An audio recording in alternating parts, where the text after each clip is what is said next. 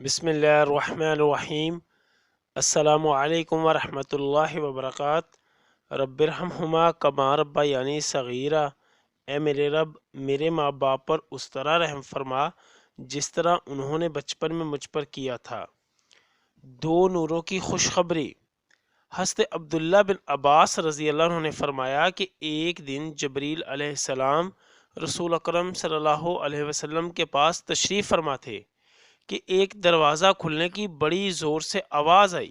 حضرت جبریل علیہ السلام نے فرمایا، یہ آسمان کا ایک دروازہ ہے جو اس سے پہلے کبھی نہیں کھلا، اور اس سے ایک فرشتہ اترا۔ یہ فرشتہ اس سے پہلے زمین پر کبھی نہیں اترا۔ اس فرشتے نے ان حضرت صلی اللہ علیہ وسلم کو سلام کیا اور کہا، آپ کو دو نوروں کی خوشخبری ہو جو آپ صلی اللہ علیہ وسلم کو عنایت ہوئے ہیں، یہ اس سے پہلے کبھی کسی نبی کو نہیں ملے۔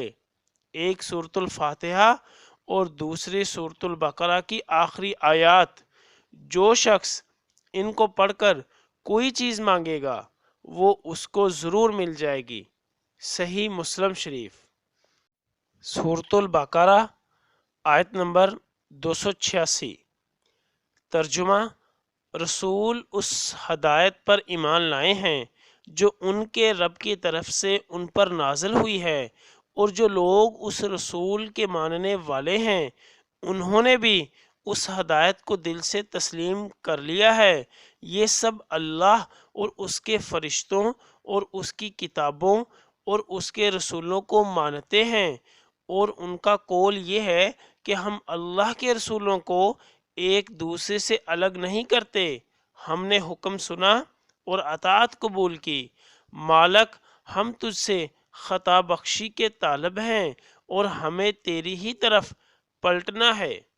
اللہ کی متنفس پر اس کی طاقت سے بڑھ کر ذمہ داری کا بوجھ نہیں ڈالتا۔ ہر شخص نے جو نیکی کمائی ہے اس کا پھل اسی کے لیے ہے، اور جو بدی سمیٹی ہے اس کا وبال بھی اسی پر ہے۔ ایمان لانے والو، تم یوں دعا کیا کرو، اے ہمارے رب، ہم سے بھول چوک میں جو قصور ہو جائیں ان پر گرفت نہ کر۔ مالک، ہم پر وہ بوجھ نہ ڈال جو تو نے ہم سے پہلے لوگوں پر ڈالے تھے۔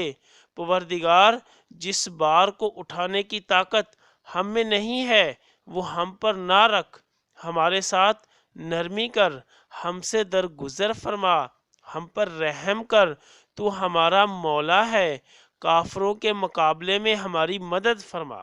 آمین۔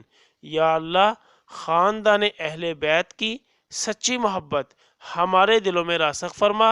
یا رسول اللہ صلی اللہ علیہ وسلم، ہمارے ماں باپ اور ہماری آل اولاد آپ صلی اللہ علیہ وسلم پر قربان ہو۔ آمین یا ارحم الراحمین۔